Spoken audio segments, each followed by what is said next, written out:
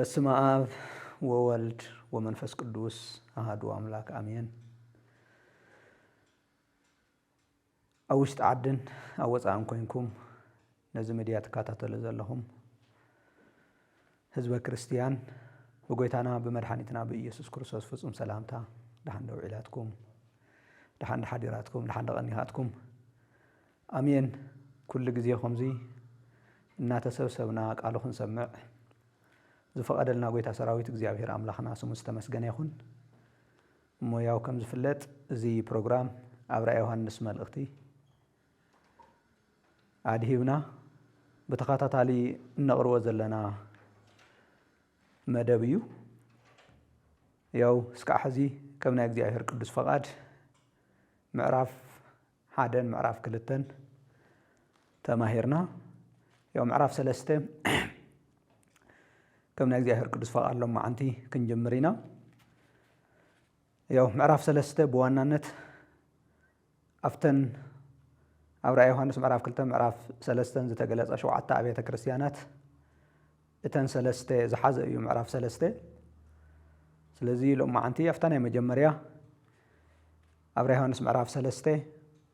ካብ ቁፅሪ 1 እስካብ ቁፅሪ 3 ዘሎ ሓሳብ መሰረት ጌርና ቃሉ ክንምገብ ኢና። እግዚአብሔር አምላኽ ንኣኻትኩም ዝሰምዕ ዝርዳእ ዘስተውዕል እዝነ ልቦናን ኣእምሮን ክወኩም ንኣይ እውን ቃሉ ዝገልጸሉ አንደበት ንኽዕድለኒ ናይ እግዚአብሔር ቅዱስ ፈቃድ ይኹነልና እሞ ንእሽተይ ነገሩ ንምትሓሓዝ ዝኣክል እስካዕ ሕዚ ናይ 4 ኣብያተ ክርስቲያናት ወይም ደሞ ናብ 4 ኣብያተ ክርስቲያናት ጎይታና መድኃኒትና ኢየሱስ ክርስቶስ ዘመሓላለፎ መልእኽቲ ርኢና ኣለና። ያው በዋናነት እዘን ኣብያተ ክርስቲያናት እዚአን ከምቲ መጀመርያ ክንጅመር ከለና ዝበልናዮ ብሓፈሻ ካብ ቤተ ክርስቲያን ልደት ጀሚሩ እስካዕ ምጽአተ ክርስቶስ ንትህሉ ቤተ ክርስቲያን ዝውክላ እምበር ኣብ ቀዳማይ ክፍለ ዘመን ኣብቲ ግዜ ንሱ ንእሽተይ እስያ ተባሂሉ ኣብ ዝፅዋዕ ዝነበረ ክፍለ ዓለም በዚ ሕዚ ደሞ በዋናነት ኣብ ቱርኪ ዝበሃል ክፍለ ዓለምና ዝርከባ ዝነበራ ቤተ ክርስቲያናት ጥራሕ ዝተፅሓፈ ይኮነን። ስለዚ ንኩላትና ሕዚ እውን ሎም ማዓንቲ ንኩላትና ነዚ ንሰምዕ ዘለና መልእኽቲ ኣለዎ፣ ዓብይ መልእኽቲ ኣለዎና እዘን ኣብያተ ክርስቲያናት እዚአን ብሓፈሻ ስለ ቤተ ክርስቲያን ታሪክ ስለ ቤተ ክርስቲያን ህልውና ቤተ ክርስቲያን ኣብ ከይዲ ዝገጥምዋ ፈተናታትን እቶም ፈተናታት ብኸመይ መልክዕ ከም እተሽንፎምን መንፈሳዊን ስጋውን መልእኽትን ዝሓዘ እዩ። ስለዚ ንእሽተይ ንምስትዋስ ዝኣክል እተን ኣብያተ ክርስቲያናት ዝተገምገማሉ መገምገም ነጥቢ ብዘለወን ጠንካራ ጎኒ ብዘለወን ደካማ ጎኒ እቲ ጠንካራ ጎኒ ዘቕጽላሉ እቲ ደካማ ጎኒ ደሞ ዘስተኻኽለሉ ናይ ንስሐ መፀዋዕታ ነቲ ናይ ንስሐ መፀዋዕታ ተቐቢለን እንደገና ናብ ንስሐ ንዝኣተዋ ኣብያተ ክርስቲያናት ወይም ደሞ ብስም እቲ መማሓደር ናይቲ ቤተ ክርስቲያን ብስም እቲ ኤጲስቆጶስ ወይም ጳጳስ ዝተሓላለፈለን መልእኽቲ መሰረት ገይረን ነቲ ናይ ንስዋ መፀዋዕታ ንዝተቐበላ ሽልማት ነተን ዘይተቐበላ ደሞ ቅፅዓት ብዝገልጽ መልክዑ እዩ እቲ መልእኽቲ እስካዕ ሕዚ እናረኣይናዮ መፂና። እንደገና ሕድሕደን እውን ኣብቲ ዝነበሮ ዘመን ብዝገልጽ መልክዑ ዝተገምገማሉ ነጥብታት ከም ዘለውን ያው እስካዕ ሕዚ እናረኣይናዮ ዝመፃና ኢና። ንኣብነት እታ ናይ መጀመርያ ቤተ ክርስቲያን ናይ ኤፌሶን ቤተ ክርስቲያን ብዋናነት ናይ ኩሉ መሰረት ብዝኾነ ናይ ኩሉ ነገር ኣብ መንፈሳዊ ህይወት ኣብ መንፈሳዊ ዓለም ናይ ኩሉ ነገር መጀመርያን መወዳእታን ፍቕሪ ስለ ዝኾነ ዝተገምገመትሉ ዋና ነጥቢ ፍቕሪ ብዝብል እዩ ነይሩ። ስለዚ ፍቕራ ኣብ ከይዲ ንእሽተይ እናዝሓለ ከም ዝመፀን ስለዚ ናብቲ ናይ መጀመርያ ፍቕሪ ክትምለስ ከም ዘለዋን ብዝገልጽ መልክዑ እዩ እቲ መልእኽቲ መፂኡላ። ነታ ቀፂላ ዘላ ሰርሜነስ ቤተ ክርስቲያን ደሞ ብዋናነት ካብቲ ናይ መወዳእታ ቀዳማይ ክፍለ ዘመን ጀሚሩ እስካዕ ሳልሳይ ክፍለ ዘመን መወዳእታ ወይም ደሞ ምናልባሽ እስካዕ 313 ኣብ ሚላን ዝተገበረ ዓብይ ቆስጠንጢኖስን ምስኡ ዝተስማዕምዐ ሉቅየስን ዝበሃሉ ነገስታት ንክርስትና እምነት ወይም ንክርስትና ሃይማኖት ልክ ከምተ ነፍቲ ግዜ ንሱ ዝነበራ ካልኦት ሃይማኖታት ኣፍልጦ ዝረኸበሉን ከም ካልእ ሃይማኖት ኮይኑ ክንቀሳቀስ ዝተፈቀደሉን ግዜ እስካዕ ዝነበረት ትውክል ስለ ዝነበረት እቲ ዘመን ንሱ ደሞ ኩላትና ከም እንፈልጦ ብዋናነት ካብ ቀዳማይ ክፍለ ዘመን መወዳእታ ብፍላይ እስካብ ሳልሳይ ክፍለ ዘመን መወዳእታ ዝነበረ ዘመን ናይ ቤተ ክርስቲያን ናይ ስደት ዘመን ናይ መከራ ዘመን ናይ ስቃይ ዘመን ስለ ዝነበረ እታ ቤተ ክርስቲያን ንሳ እታ ቤተ ክርስቲያን ኣብቲ ግዜ ንሱ ዝነበረት ቤተ ክርስቲያን ከመይ ገይራ ነቲ መከራን ስደትን ስቃይን ከመይ ገይራ ከም እተሽንፍ ካብ ክርስቶስ ህይወት ተማሂራ ከመይ ገይራ ክተሽንፍ ከም ዘለዋን ዝተሓላለፈላ መልእኽትን ገሊኦም ጠንካራ ጎኒ ገሊኦም ደሞ ፈተና ፈሪሖም ካብ ክርስቶስ ንዝወፁን እና ነቶም ዝወፁውን ዝምለስሉ ነቶም ኣብቲ መከራ ውሽጢ ንዘለውን ኣክሊል ዝቕበሉሉ መልእኽቲ እቶም ሓላሊፍላና ብስደት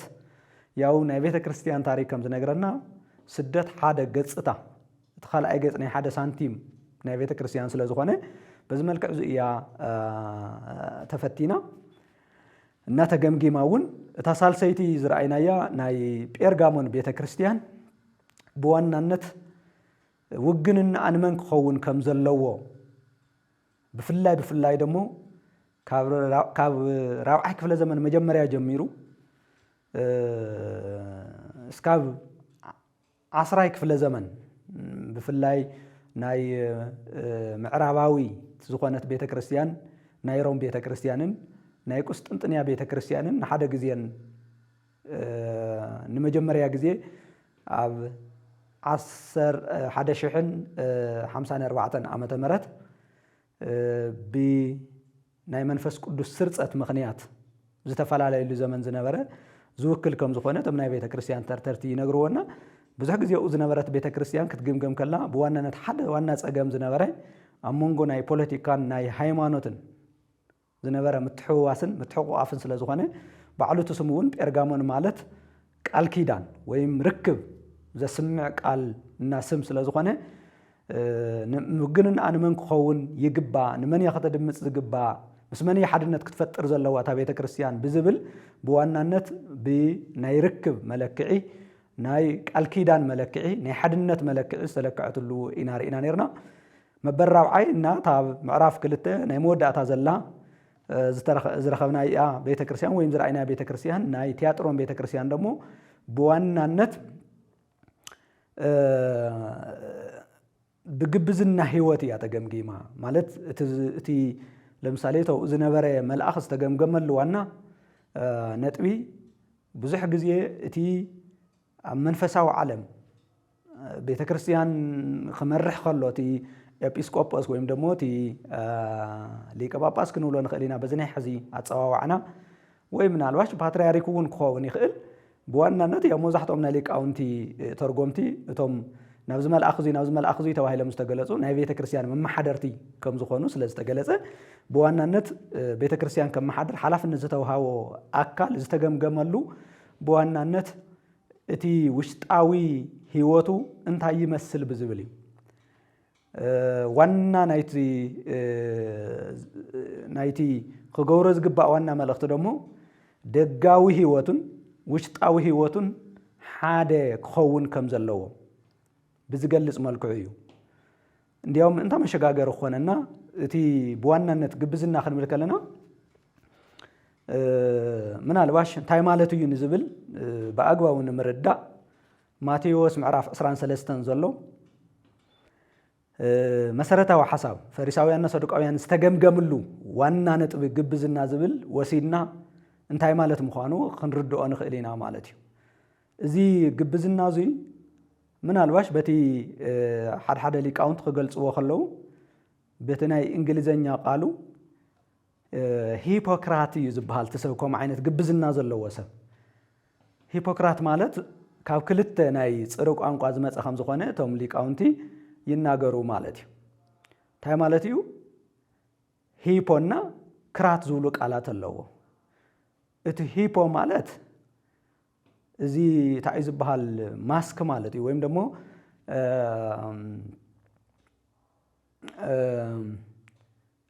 ታይና ንብሎ ቶም ንኣብነት ኣብ ባምቡላታት ክሰርሑ ከለው ወይም ዝኾነ ኣክት ክገብሩ ከለው ድራማ ክሰርሑ ከለው ዝኾነ ከምኡ ዓይነት ዝገብርዎ ማለት እዩ እና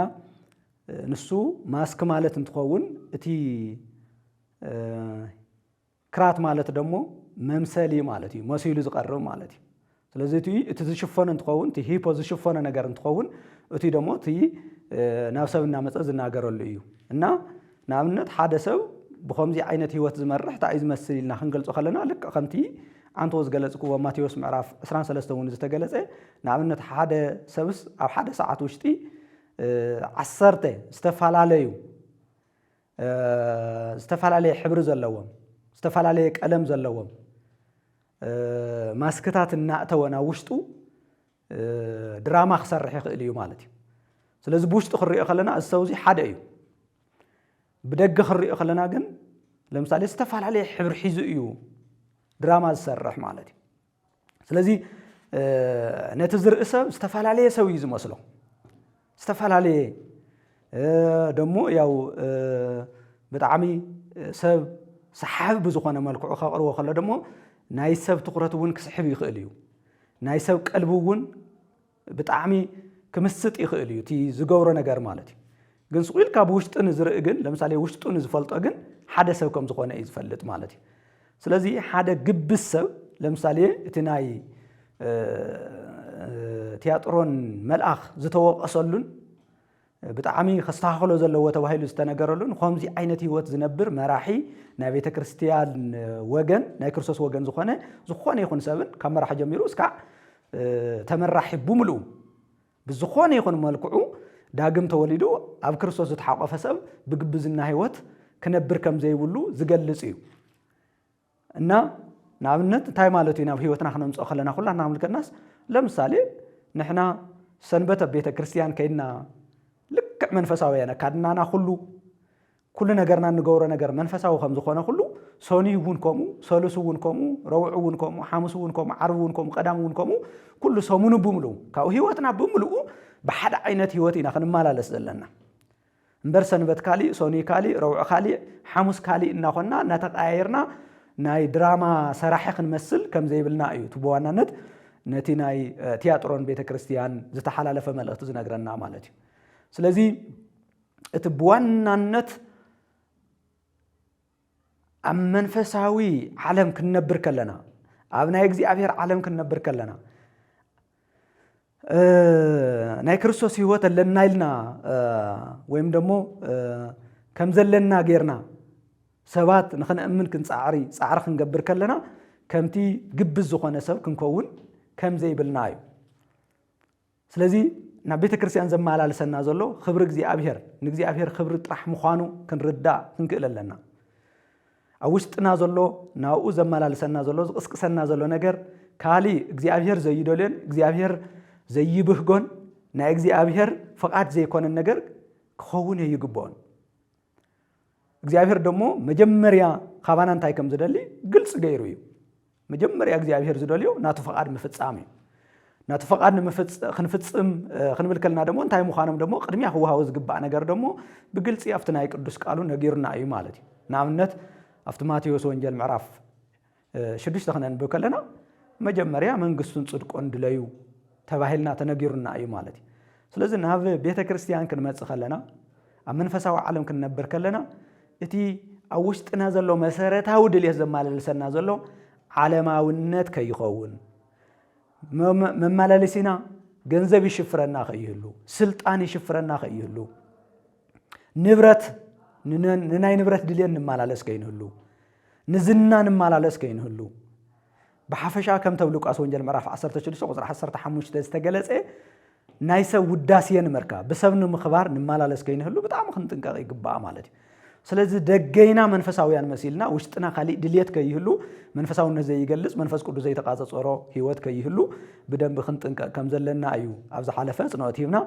ኣብ 3 ዝገበርናዮም ቪድዮታት ተናጊርና ነርናና እተን አብያተ ክርስቲያናት በዝመልክዕ ዝእየና ተገምገማ መጽያን ማለት እዩ ለማ አንተ ደሞ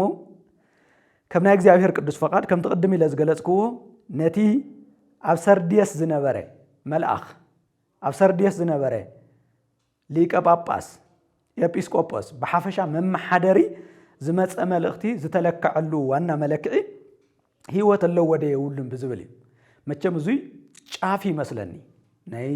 ሓደ ሰብ ህይወት ኣለዎ ወደ የውልን ተባሂሉ እንተተለክዕስ ምናለሽ የውልን ተተባሂሉ በጣም ሓደገኛ ዝኸውን ሞት እዩ ናብ ዝብል ስለ ዝወስደና በጣም ከቢድ ብዝኾነ መገምገም ነጥብ እዩ እዚ መማሓደር እዚ ተገምግዩ ማለት እዩ ዝመርሖምና ንባዕሉ በዚ መልክዕ እዚ ተገምጊሙ ስለዚ ሕዚ ብቐጥታ ካብ ቁጽር 1 ካብ 3 ንቢብና ካብ ቁጽር 1 ካብ 3 ዘለው መሰረታዊ ሓሳባት ክንነጋገር ኢና ሕዚ እውን እግዚአብሔር አምላኽና ብድጋሚ ምስኩላትና ኸውን ናይ እግዚአብሔር ቅዱስ ፈቃድ ይኹነልና እሞ ከምዚ ይብል መልእኽቲ ናብ ቤተ ክርስቲያን ሰርዴስ እዩ ዝብል ስለዚ እዚ መልእኽቲ እዚ ኣብ ሰርዴስ ኣብ ትበሃል ከተማ ንዝነበረ መማሓደሪ ዝመጸ መልእኽቲ እዩ ስለዚ ንኡን ነቶም ዘመሓድሮምን ዝምልከት ለማዓንቲ ደሞ ንኣይን ንኣኻትኩምን ዝምልከት መልእኽቲ ኣለዎ ማለት እዩ ምናልባሽ እዞም ከተማታት እዚኣቶም ከተማታት እዮም ኣብቲ ግዜ ንሱ ናብዞም ኣብዚ ከተማ ውሽጢ ዝነበሩ መማሓደርቲ እቲ መልእኽቲ መጽዩ ስለዚ በይበይ ከም ዝርከቡ ናይ መጀመርያ ስራሕናዮ ቪድዮ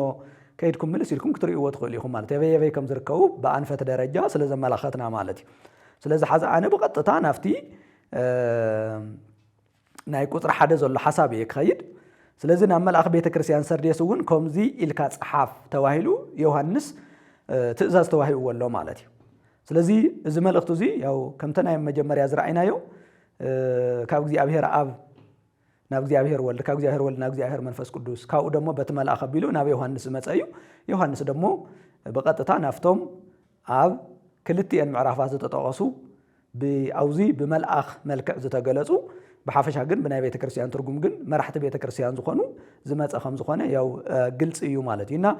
እምበኣር ናይ ሰርዴስ ቤተ ክርስቲያን ደሞ ከምዚ ኢልካ ጽሓፍ ተባሂሉ ዮሐንስ ይጽሕፍ ኣሎ ማለት እዩ ስለዚ እቲ መገምገም ነጥቢ ብተመሳሳላይ መልክዕ ኢና ንኸዶም ያው ጠንካራ ጎን ኣሎ ደካማ ጎን ኣሎ ናይ ንስሓ መጸዋዕት ኣሎ ነቲ ንስሓ ዝተቐበለ ሽልማት ኣሎ ነቲ ንስሓ ዘይተቐበለ ደሞ ቅፅዓት ኣሎ በዚ መልክዕ እዚ ተገሊጽለን ናይ ሰርዴስ ቤተ ክርስቲያን ግን ፍልይ ብዝበለ መልክዑ ብጣዕሚ ዝገርም ጠንካራ ጎን የተገለጸላ ጠንካራ ጎን የብላን ካውዚ የድሕነና ምክንያቱ ክንግምገም ከለና በክርስቶስ እሲ ምንም ዝባሃል ጠንካራ ጎኒ ክርስቶስ ዝሸትት ነገር ክርስቶስ ዝመስል ነገር ክስእነልና ከለና በጣም ሓደገኛ ዝኹሉ ዝደኸምናዮን ዝጻዓርናዮን ዝወጻናዮን ዝወረድናዮን ከንቱ ዝገብር ስለ ዝኾነ ካብዛ ቤተ ክርስቲያን እዚኣ ተማሂርና ዓርስና ከነስተኻኽል እዩ ዝግባእ ማለት እዩ ስለዚ ኣብቲ ናይ መጀመርያ ቁጽር 1 ብዋናነት ጎይታና መድኃኒትና ኢየሱስ ክርስቶስ ከም መእተው ክኸውን ዝተገለጸሉ ንሱ ዝተገለጸሉ መልእኽቲ ኣሎ መጀመርያ ቁጽር 1 ንሱ ኢና ክንገልጽ ማለት እዩ እቲ 7 መናፍስቲ ኣምላኽን 7 ከዋኽብትን ዘለዎ ከምዚ ይብል ኣሎ ኢሉ እዩ ዝጅምር ማለት እዩ ስለዚ እቲ 7 መናፍስቲ ኣምላኽን 7 ከዋኽብትን ዘለዎ እዩ ዝበሃል ዘሎ እዚ 7 መናፍስቲ ኣምላኽን 7 ከዋኽብትን ዘለዎ ጎይታና መድኃኒትና ኢየሱስ ክርስቶስ እዩ ቅድም ኢልና ኣብ ምዕራፍ 1 ለኣብነት ምዕራፍ 1 ክነንብብ ከለና ብፍላይ ኣብ ቁጽሪ 17 ቁጽሪ 16 ክርኢ ከለና እቶም 7 ከዋኽብቲ እቶም 7 መራሕቲ እተን ኣብያተ ክርስቲያናት ወይም ደሞ እቶም ኤጲስቆጶሳት ከም ዝኾኑ ገሊጽና ነርና ስለዚ ንኣብነት ኣብ ምዕራፍ 1 ቁጽሪ 16 ብየማናይ ኢዱ 7 ከዋኽብቲ ነበሩ ካብ ኣፉ እውን ክልተ ዝኣፉ በሊሕ ሰፊ ይወጽእ ነበረ ኢሉ ይነግረና ማለት እዩ ስለዚ እዞም 7 ኣብ ምዕራፍ 3 ቁጽሪ 1 ተገሊጾም ዘለዉ መን እዮም እንተኢልና እቶም ጎይታና መድኃኒትና ኢየሱስ ክርስቶስ ኣብ የማናይ ኢዱ ሒዝዎም ዘሎ 7 መራሕቲ ቤተ ክርስቲያን እዮም ስለዚ እቲ ናይ መጀመርያ በኣቶም ክንጅምር ኢለ ቅድሚ ናፍቲ ናይ 7 መናፍስቲ ትብል በኣ ክንጅምር ኢለ ስለዚ እዞም 7 ከዋኽብቲ እዚኦም ኣብ የማናይ ኢድ ጎይታና መድኃኒትና ኢየሱስ ክርስቶስ እዮም ዘለዉ ስለዚ ሓደ ሰብ ናብ መሪሕነት ክመጽእ ከሎ ኣብ መንፈሳዊ ገዛ ኣብ ቤተ ክርስቲያን بحافشة أفتناي منفسه عالم حدثه بكريستوس داقم توليدو بمنفس قدس داقم توليدو ناي كريستوس ناي سبنته حدا أبال كاف زخوانا اللي جميرو كل جزية أسران 4 ساعات أب قصصر قويتانا مرحانيتنا يسوع كريستوس كم زلوا أب إيد قويتانا مرحانيتنا يسوع كريستوس كم زلوا كستوعلن كل جزية كحسب طرح يخونن كنبرن يقبوا يمانا إيد مالت بزح ترجم الله كافتم ترجمات أو زحلف زجلتنا ينعمنت أبي يمانا إيد كريستوس مخان مالت أو وحس خونه هيوت مهلاو مالتي وحس خونه هيوت لنا أبي يمانا إيد كريستوس ندحر حالينا خوينا وحس خونه هيوت لنا مخنياتو يمانا إيد كريستوس بسلطان يزجلز بحيل يزجلز سلطان اللو حيل اللو قلوة اللو سلزي ما نيم سبب أبيد يمانا إيد كريستوس ندحر عارف خوينو ما نيم نايز عالم مكران شجرن كشنو فيغ إلنا مالتي سلزي أبز حلفة عمنتاي حزوان كم زل إينا جرنا حزقن زلوا وإذ لنا زلوا سلزي أو إينا زلنا مالتي مخنياتو ياو كل جزية كم زجلتنا يو نايتابيت كريستيان رئيسي قويتانا مرحلتنا يسوع كريستوسيو زخواني يخون ملأختي زخواني يخون أجمع درجات إموا كافتر أساس زخواني كريستوسيا حاجزن حيلن سلطانن بيت كريستيان تركوا مالتي سلزي بمجمريا قدمنا وكالي مخادو زي أبسرديس زلوا من محادري مجمريا كفلت أزجبا من الباش كابي مان إيد قويتانا مرحلتنا يسوع كريستوس تنشراتي تخيخون أعريو كجمجم يجبوا أنواعلو مالتي سلزي حد هيوتنا أبي مانا إيد كريستوس كم زلوا خن حسب كنكل لنا يا بمجمريا كومينا تفتيرنا نيرنا مخنياتو نحنا بعرسنا بقلوتنا بحيلنا بسلطاننا علنا بنولو نجار تمكحنا خن نبر كيكونس تمكحتنا حيلنا سلطاننا قلوتنا كله እግዚአብሔር አምላኽና በትየማናይ ኢዱ ዝኾነ በጎይታና በመድኃኒትና በኢየሱስ ክርስቶስ ክኸውን እዩ ናይ እግዚአብሔር ቅዱስ ፈቃድ ዝነበረ ካብ ንፍጠረሉ ጀሚሩ ማለት ሕዝውና ባይና ተመለስና ስለዚህ መጀመሪያ ኩላትና ከነስተውዕለ ዝግባ መን እዩ ዝመርሐና ዘሎ እዩ ኣብ ህይወትና በእያ ዘላ እዩ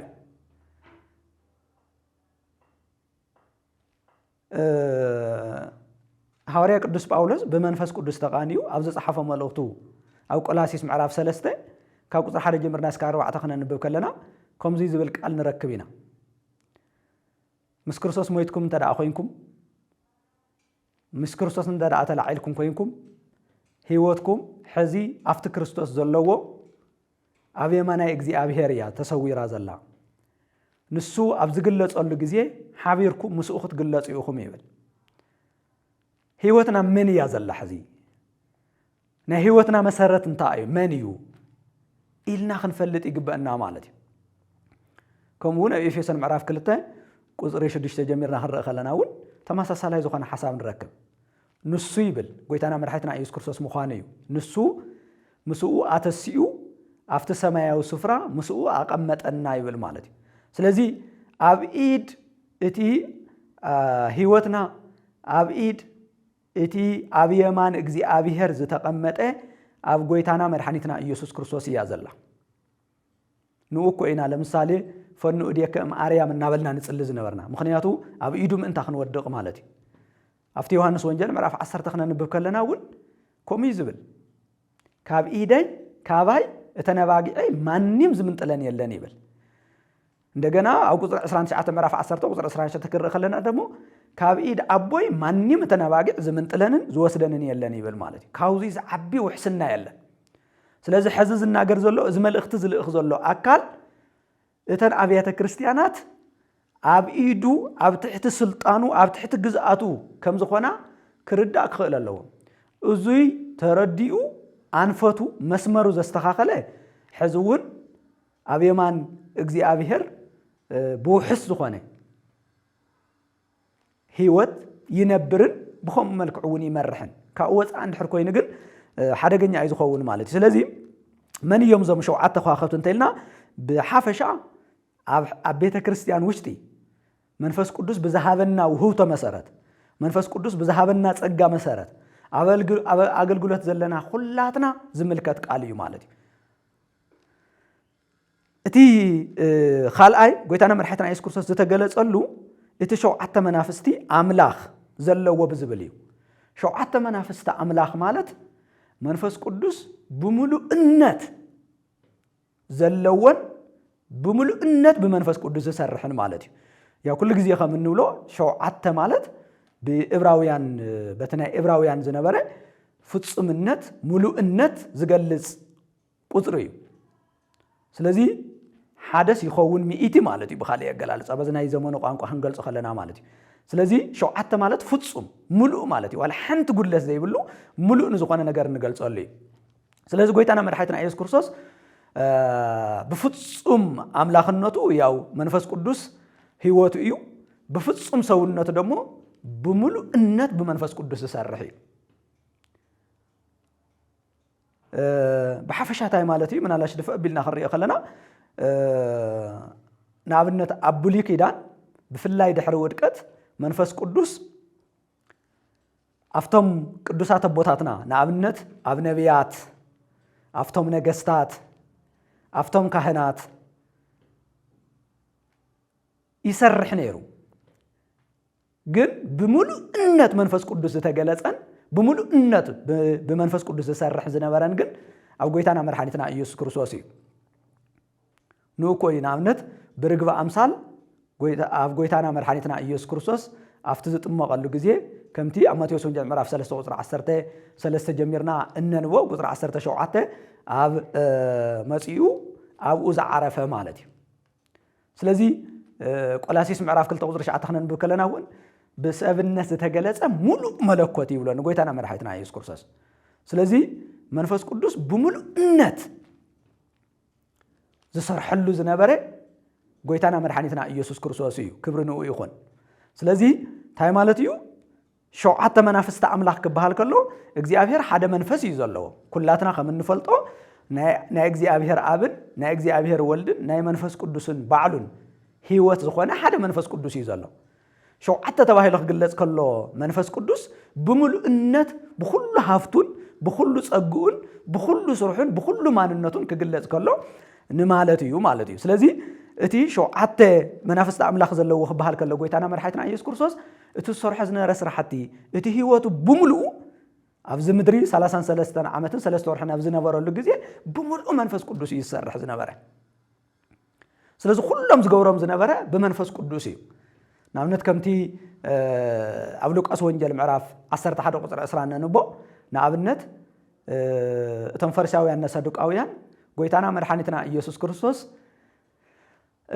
እቶም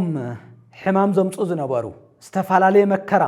ኣብ ውሽጢ ሰባት እናምፁ ዘሳቅዩ ዝነበሩ መናፍስቲ ካብቶም ሰባት ከውፅእ ከሎ ሕሙማን ክፍውስ ከሎ ኣጋንንቲ ከውፅእ ከሎሲ እቶም ሰዱቃውያን ፈሪሳውያን ንጎይታና መድሓኒትና ኢየሱስ ክርስቶስ ኣይ ንኡ ኣይትእመንዎ ኣይትቀበልዎ ንሱ ብብኤል ዝየብል እዩ ብሓለቃ ኣጋንንቲ እዩ ነቶም መናፍስቲ ዘውፅኦም ዘሎ ኢሎም ኣብ ዝተናገረሉ ግዜ ብጣዕሚ ከቢድ ዝኾነ ቃል ተናጊሩ ማለት እዩ። ንኣብነት እንታይ ኢልዎ መፍቲ ሉቃስ ወንጌል ምዕራፍ 11 ብፍላይ ትግእዙ ደግሞ ብጣዕሚ ደስ ዝብል እዩ። ምክንያቱ ካብቶም መንፈስ ቅዱስ ዝግለጸሎም ሓደ ዝተመሰለሎም መንፈስ ቅዱስ ኣጻብዕቲ እግዚኣብሔር ከም ዝኾነ እዩ። በጻብዕቲ እግዚኣብሔር እንድሕር ደኣ ኣነ በጻብዕቲ እግዚኣብሔር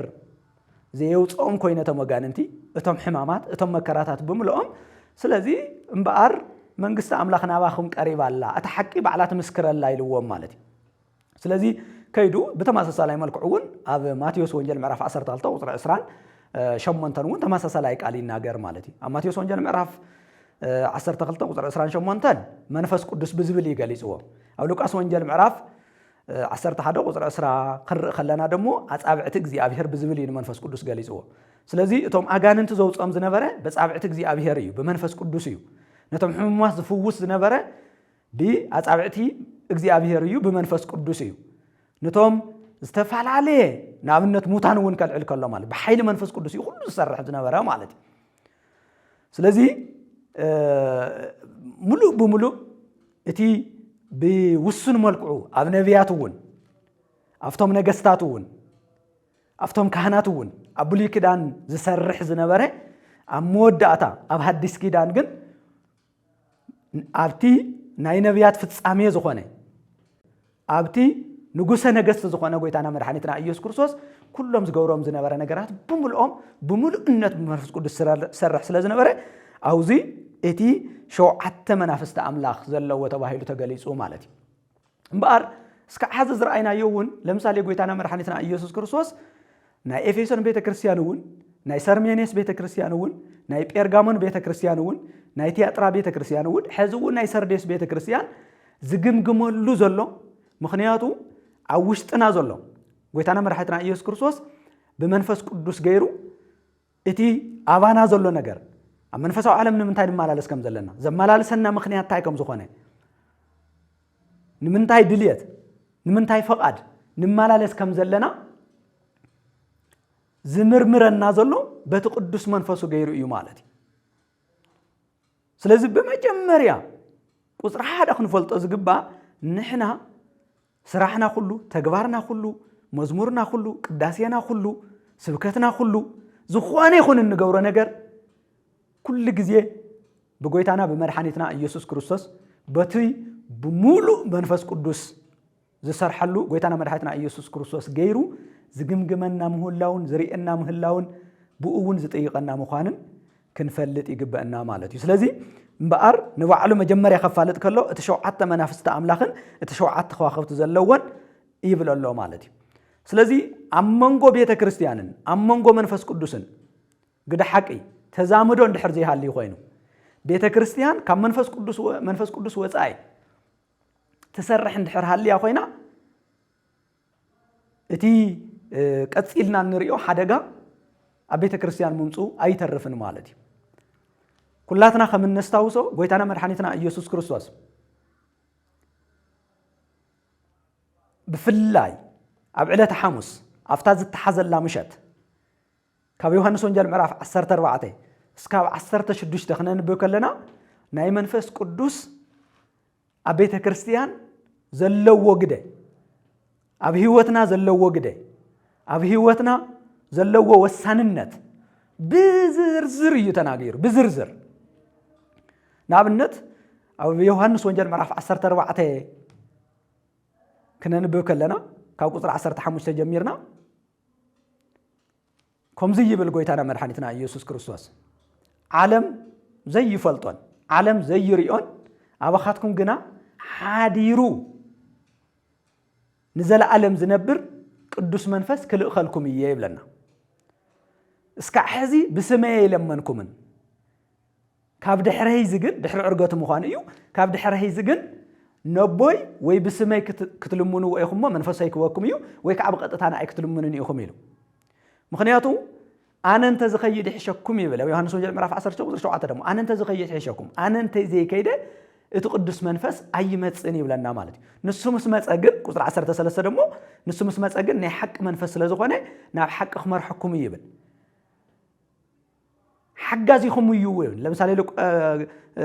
ዮሐንስ ወንጌል ምዕራፍ 14 ክነንብብ ከለና ቁጽሪ 16 ንሱ እቲ መጽናዕኒ መንፈስ ይብሎ ኣብቲ እንግሊዝኛ ክትሪእዎ ከለኹም ሄልፐር እዩ ዝብል ሓጋዚ እዩ ዝብል እንታይ ዝሕግዘና መንፈስ ቅዱስ ኩሉ ነገር እዩ ዝሕግዘና ኣብ ቤተ ክርስቲያን መንፈስ ቅዱስ ተዘይሓጊዙና ኣብ መንፈሳዊ ዓለም መንፈስ ቅዱስ ተዘይሓጊዙና ተዘይረድኡና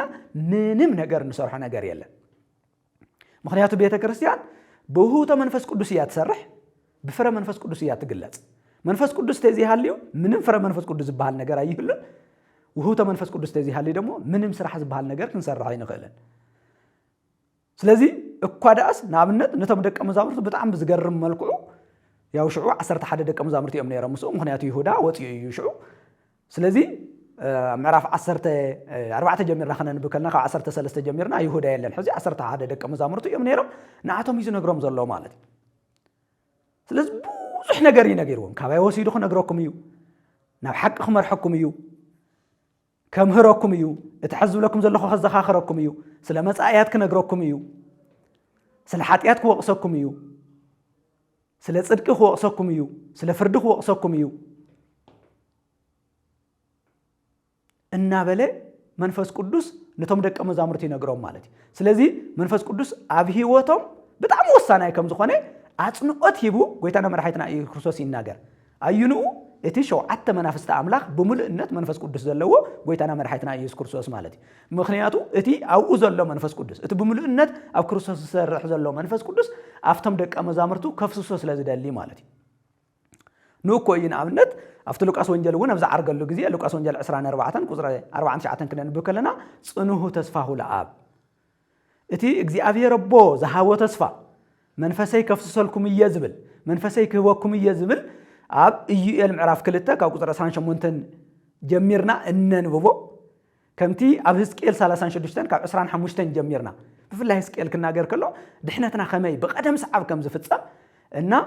انتاي كنسرح خمسه لنا بسرعتي بمجمريا ايو اقميتو نابنت مجمريا بما يكحصوكم ايو اتنا ابن لبوي كاو لبخون كوصو ايو بناي سغا لبي ختكلكم ايو كاو منفسو خدرلكم ايو كاو تزازو كتحلو خغبركم ايو منفس قدوس انت زي حليو نا اغزيابير حقي ان ختللون ان اززلون منقد يلن مخنياتو تمصحف اتقالو بمنفس قدوس يتصحفو بمنفس قدوس يزترغو بزي كان منفس قدوس قال املاح انيو كمردا ايكالن بسرون بيت كريستيان بزي كان منفس قدوس حيل يبلال نوكويو نابنت اتي እግዚአብሔር ربو زهبكم تسفا اسكا تقبلوا كاب يروسالم كيتوصو تبايلو اب لوقاس ወንጌል ምዕራፍ 24 ታንቶ ጥቅስ ተቀስኩዎ ዝተናገረ ማለት በተመሳሳይ መልኩ ግብረ ሐዋርያት ምዕራፍ 1 ካብ 4 እስከ 5 ተخنن በከለና ደጊምዎ ካብ ኢየሩሳሌም ከይትወጹ ኣብ ግብረ ሐዋርያት ምዕራፍ 1 ቁጥር 8 ውን ካብ ላዕለ ኃይል ከይተቀበልኩም ካብ ኢየሩሳሌም ከይትወጹ ይልዎም ማለት ስለዚ እቲ ዝተነገረሎም ክፍጽምዎ ዝተነገረሎም ኣብ ማቴዎስ ወንጌል ምዕራፍ 28 ካብ ቁጥር 18 ጀሚሩ እስካብ 20 ዝነንቦ ናይ ሰማይን ናይ ምድርን ስልጣን ተዋሂብነሎሞ ሕዝናው ዓለም ከይድኩም እናምሃርኩም እናጥመቁም እቲ ዝኣዘዝኩኹም ንኽሕልው እናኣዘዝኩም ደቀ መዛሙርተይ ግበርዎ እስካብ ዓለም ፍጻሜ መሳኹም ይዝብል ቃል ኪዳን ባዕሉ እስካብ መንፈስ ቅዱስ ዝመጽእ ምንም ፍጻሜ ይረኸበ ነይሩ ፍጻሜ ዝረኸበ ግብረ ሐዋርያት ምዕራፍ 2 መንፈስ ቅዱስ ምስ መጸ ማለት ኣብ ሓንቲ ስብከት بمنفس قدوس حيلي قدوس بيتروس 3000 نافتم 120 بيتسب ناي كريستوس كوسخو غيرو منفس قدوس مالتي